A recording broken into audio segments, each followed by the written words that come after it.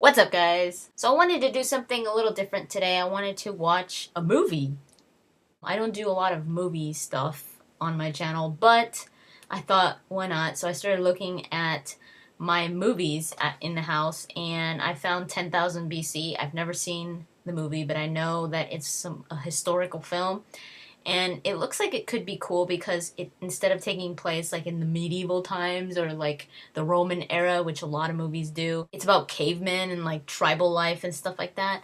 So it seems like a simple premise, and I'm sure it should be historically accurate. And of course, I will know right off the bat because, I'm really into this stuff. So, I'm kind of an expert. And this is where I interrupt, coming the hell out of nowhere. Hello, I am Alexthehunted, here in my lair, giving you my opinion that is honest and fair. MD, do you really have any idea what you're about to watch? 10,000 BC? I mean, I'm not a big moviegoer like you are, but still, I thought it would be fun to watch. Why? Oh, no. Don't let me stop you watching it. I mean, I'm sure you'll have a blast. No. You must have popped into my computer for some reason, so why? What's wrong? Well, why don't we sit together and take a look at it? Wait, you just wanted a crossover, didn't you? Damn right. Fine, let's do this. This is 10,000 BC. Remember that you're standing on a planet that's evolving and revolving at 900 miles an hour. That's orbiting at 19 miles a second. So our movie begins like so many others with a long helicopter shot of the landscape, complete with nameless narrator telling us about the time of legends, and yeah, this isn't cliched, is it? We then meet our hero, a young boy called Dylan, who's played by Steven Strait, you know, that douche from Sky High? Him. Anyways, he watches this old woman who is apparently psychic because she sees the future of some girl and it looks like she's having a seizure or something. It's pretty scary, but then she flies back because, I don't know, magic, I guess. That's going to be the explanation of a lot of things in this film. After that, Delair's father decides, for no real reason, to leave the tribe and entrust his son with his BFF called Tic Tac. Yes, people, that is his name. I am gonna have so much fun with this. So we speed through Dylan's childhood, where we find that he's been bullied because his father left. Billy, He is the son of a coward. you never say that again. What a great dad. Leaving his tribe without telling anyone, and leaving his son to deal with his mess. Why doesn't he just hang out with Ralzora and swap parenting tips? Or maybe they did. We then skip about 10 years where Delaire is trying to become the new owner of the White Spear by going mammoth hunting. Also, so he can bang this girl with blue eyes called Evelyn, played by Camilla Belle, who seems to have invented eyeliner a few centuries before it was even made. Today, I will not pierce the heart of the monarch. It will be one of you. One of you will claim the White Spear. May the fathers of the Yagar and the spirit of the mighty monarch choose the best of you. Why are we wearing this face paint? It really hurts and I feel ridiculous. Well, the tribe's brilliant plan to trap the mammoth is to sneak up on them and cause a stampede, which could go horribly wrong and cause the herd to trample them all, but no, that works. Then they would trap the last one in a net.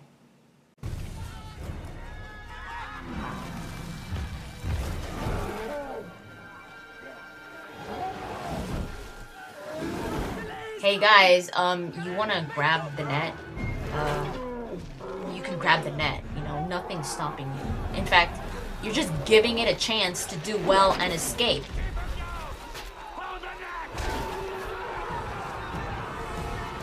Oh, now you grab the net. How the hell did the human race even survive?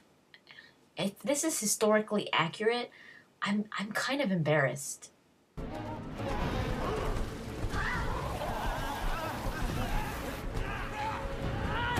Okay, this just looks silly. It looks like a ride you'd find in Disneyland. Come to Disneyland, Florida and ride Mammoth Slide. Hold on for dear life as 60 tons of hairy elephant drag you across the ground. You'll most likely be flung off and crash into really sharp rocks, or suffer massive rope burns and cuts from being dragged across the ground. But hey, you paid for it, so come ride the Mammoth Slide at Disneyland, Florida, where dreams come true. And rampaging giant hairy elephants. So Delenn is the last one hanging onto the net, and it's up to him to kill the mammoth.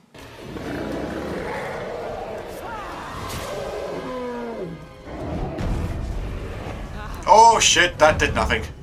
But then Delaire gets lucky and ends up killing the mammoth by falling on another spear. So wait a second, a spear has gone from being not very effective to super effective in the space of 3 seconds.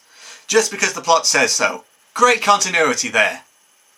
Well, Delenn is given the white spear and is free to marry whoever he wants, so of course that's Evelyn. But then we spend far too long with Delenn moping around because he doesn't feel like he earned the spear, and because when he killed the mammoth, it was more luck than skill, and he wasn't brave enough. And it's already been like 20 minutes, and it already feels like it's being dragged along like way too much. Time to see what I have to put up with, huh? Hell, even I'm struggling to get through this movie, because for the next about 10 minutes or so, this movie just keeps on repeating the same damn scene over and over again. The movie has the talent of making 20 minutes feel like 40 minutes. Can something please happen? Ew. So an evil gang on horseback raid the camp, and they kidnap a lot of the tribe members, and they loot their stuff. So how do we know that they're evil besides the things that they just did? Well, because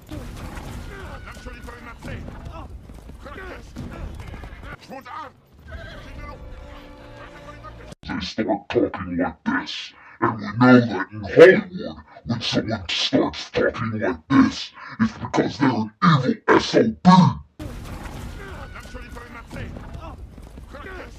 Okay.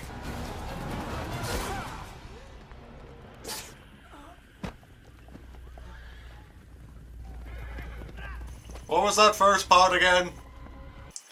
With Evelyn and most of the tribe kidnapped, Delaire and Tic Tac and 2 others, one called Karen and the other one called Baku, who is the most annoying character in this movie. I just hate this naive young kid character who thinks he's amazing even though he's not. It's this character we see a lot more often than not, and they're just annoying. But anyway, the 4 waste no time and set off to save the tribe the next day. Which means, of course, the tracks in the snow would have been covered over by now, so yeah, they have no idea where they're going. well, actually, Evelyn does leave behind parts of her necklace, hoping that it will make it easier for the group looking for her. But yeah, it's been 24 hours ahead, and the snow probably covered up all those pieces of necklace, so that was kind of pointless. But hey, A for effort, Evelyn. Also later on, Evelyn gets caught leaving stuff behind, and she gets whipped, but they leave the necklace there, which makes no sense, because if you don't want them to follow your tracks, you would do everything possible to cover your tracks, right? So they whip her. You bad girl, you stupid girl, you stupid. And they leave the necklace there. Okay, I guess. We then no. Snow and climate don't work that way. There isn't just a line where they divide and the snow stops and the tropical rainforest begins. Where the hell is this movie taking place anyway? Is it being set in the Mushroom Kingdom? And to top it all off, our group of 4 have caught up the bad guys in less than 1 day, even though the bad guys had a 24-hour head start.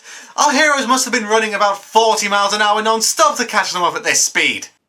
So as our bad guys walk through the tropical rainforest, they go through some tall grass. They've obviously never seen Lost World. They go through some tall grass, one of the guys gets attacked, and then they just forget about it. Is any of them going to question what happened to their guy? Nope. Any concern? No one even brings it up. He was probably a pain in the ass anyways. Well, why was this put in the movie in the first place? To set up a random plot strand, Alex. Duh. Yeah. This movie sucks! Yeah. So, Tic-Tac-Toe says it's a bad idea to try and free the tribe now because 1, they're tired, and 2, because they'll most likely get caught. Which makes perfect sense.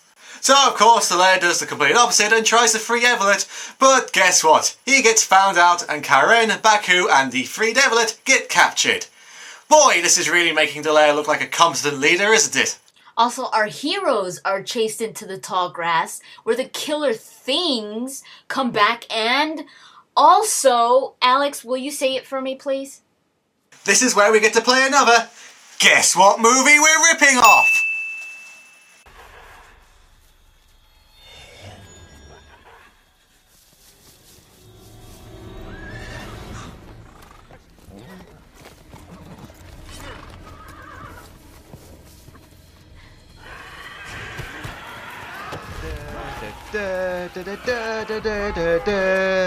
It's Lost Worlds, my god, look at that, it's so bloody Lost Worlds. Yes, that's right. I guess I was wrong when I said that they hadn't seen Lost World.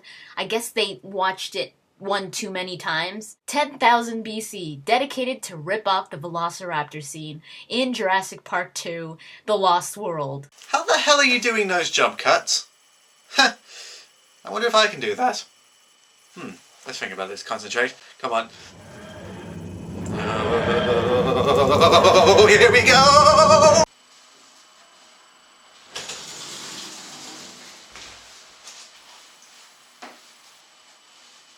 I'm never doing that again. But it's not dinosaurs that are attacking. It's a historically inaccurate creature that is attacking. Get it right. Okay? Because there's a difference. They're being attacked by giant chickens. But to be fair to the film, these birds did exist. They were called they were called terror birds. But these giant birds became extinct 2 million years ago. And by the time set in this movie, they would have been extinct for over 1 million years. God, The Land Before Time is more historically accurate than this movie. That was a good movie. So Delaire kills one of the killer dodos, but Tic Tac Paddywhack gets injured. At Delaire, your mentor has been seriously injured, 2 of your friends have been captured, and your girlfriend has been recaptured. Boy, I'd follow you into death.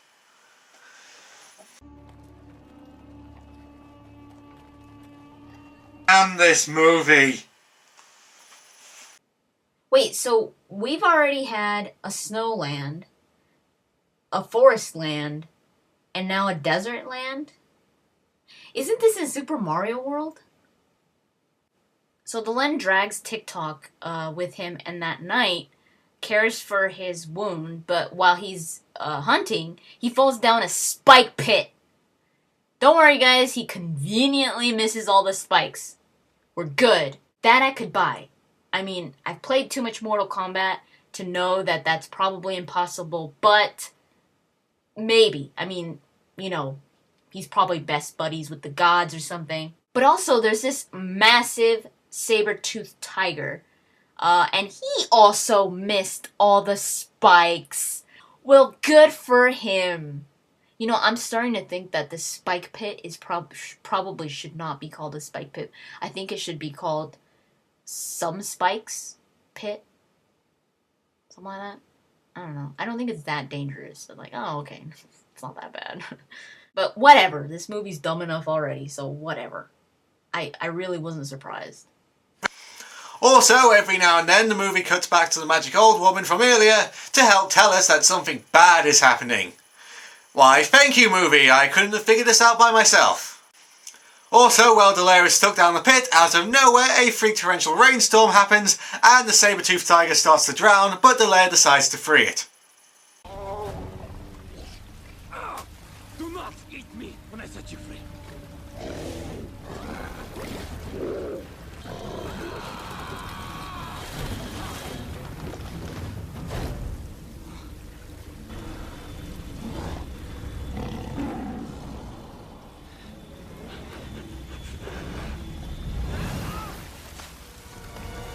tigers have a sense of honour.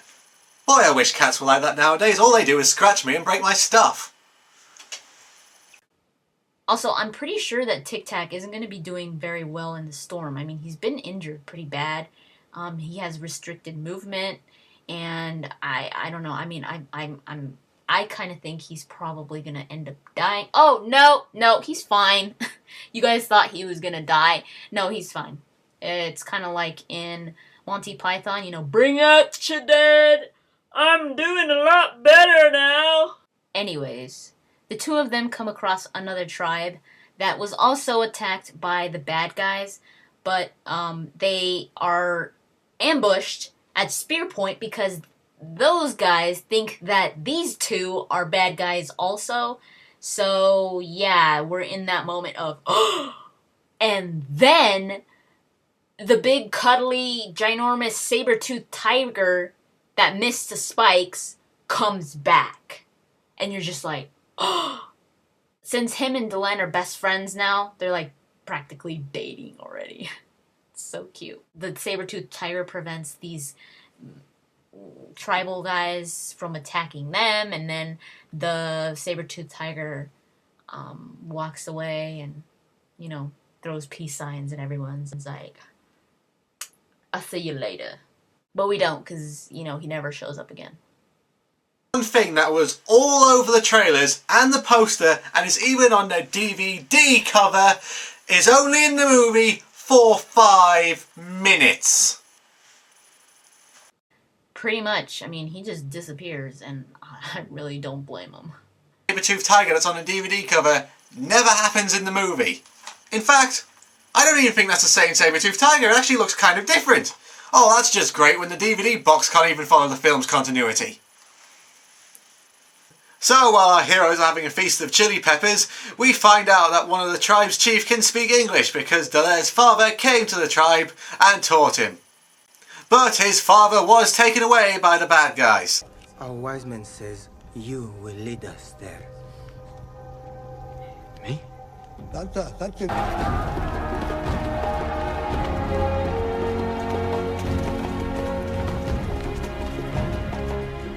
They walked faster and faster and did not slow down to eat or to rest. They quickly all died of dehydration and starvation. The end. No, not really, but that's what would have happened, because, let's face it, running non-stop in a desert would kill you pretty quickly. But hey, this movie is already insultingly stupid. To have huge galleons which they use to sail down a tiny river, it's the next scene, isn't it?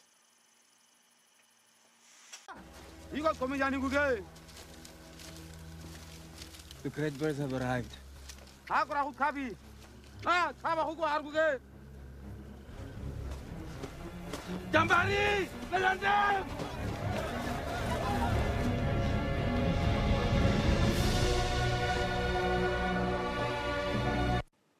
That's right, guys. Not only have these guys got boats, but they have huge galleons with hoist-able sails, metal cages, and full metal riggings 6,000 years before the first boat ever existed.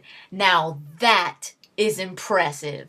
I try to find a historical movie and they throw this at me. Now, I'm a huge history buff, and I know this isn't true, but even kindergarten kids would look at this and say that it was wrong. They would be like, what?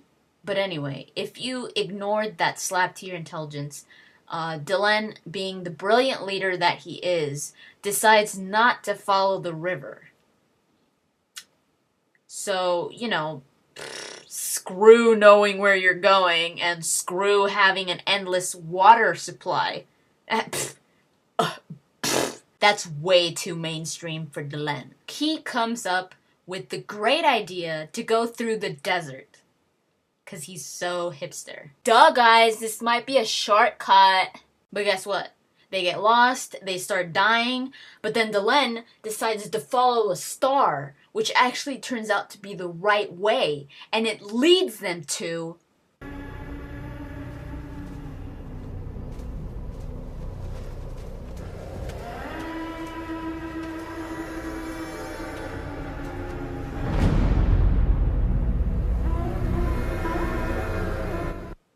Really? The pyramids 7,000 years earlier? Oh, but these aren't the pyramids we all know about.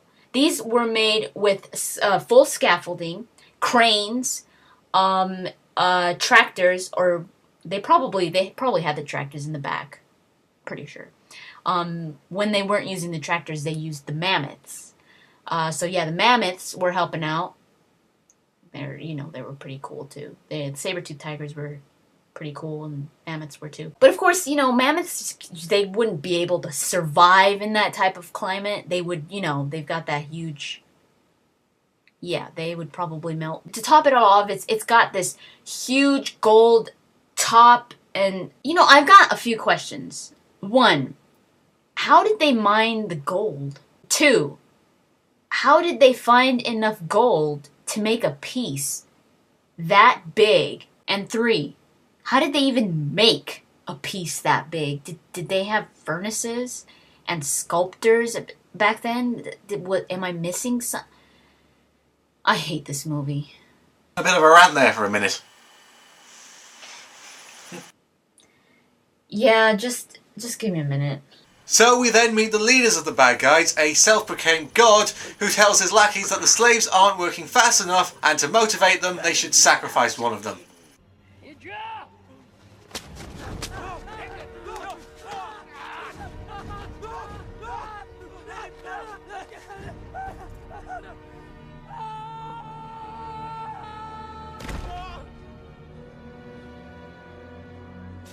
Some random extra we've only just met.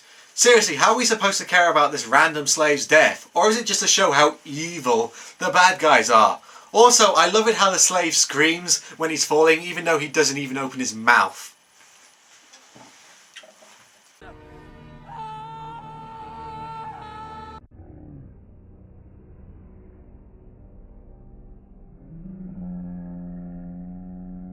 That night, Delenn and some others sneak into the camp to convince the slaves to start a rebellion, and we then meet a blind man that they just so happen to hide under the floor, who basically gives us this exposition dump about the gods and that only the mark of the hunter can kill him. Also, Delenn sees a bracelet that he recognises and asks about his father. Where did you get it? From the man who saved his life. Where is he? His bones are buried in the sand with all the others. What a twist, I guess. Anyway. Three guards find the tribe, and Tickle-Lick-a-Ding-Dong stops them from escaping, but sadly gets killed in the process. Which is a shame, because he was the best thing about this movie. But I guess he was the mentor character, so he was gonna die at some point. Well, Delenn buries Tic-Tac-Toe and prepares to attack the next day. While that's going on, one of the bad guys has released Evelette, bless his heart, to make her his own, only to get accused of stealing. But the other bad guys are more interested in the scars that Evelette has on her hand, which just so happens to be this mark of the hunter. And what a shock it is, because it matches up with the stars, which one of the bad guys conveniently checks through his telescope, which weren't invented until 27,000 years later. So the next day the rebellion begins, and our heroes fight off the bad guys, which in turn causes a mammoth stampede, and Karen ends up getting killed. Also, with all the slaves now rebelling, the god thinks that killing Evelette in front of everyone will stop the rebellion. Which actually, more often than not, would make the rebellion even more determined. But anyway, Delaire stops the slaves from attacking, and the god offers to release Elliot and the rest of Delaire's tribe if he just leaves. Delaire pretends to accept that offer, but it was just a trick. No. They will not.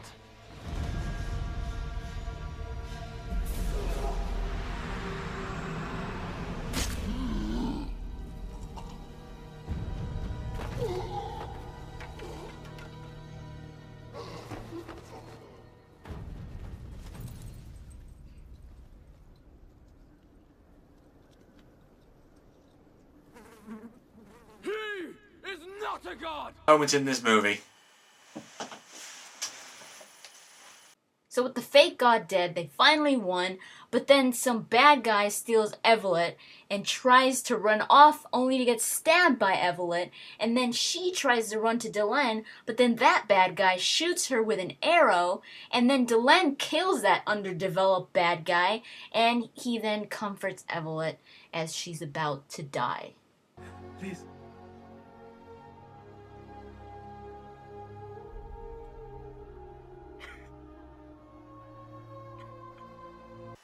Oh no, Evelyn died for sure. It's not like the movie's just going to pull out some really convoluted plot point to bring her back.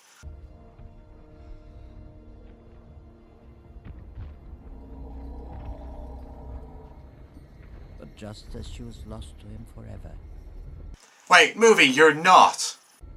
the legend of the child with the blue eyes began.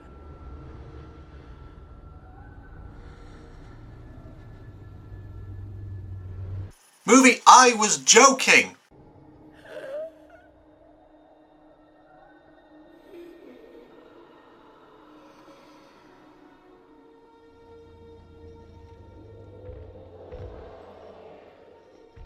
Oh my god, you're going to do it.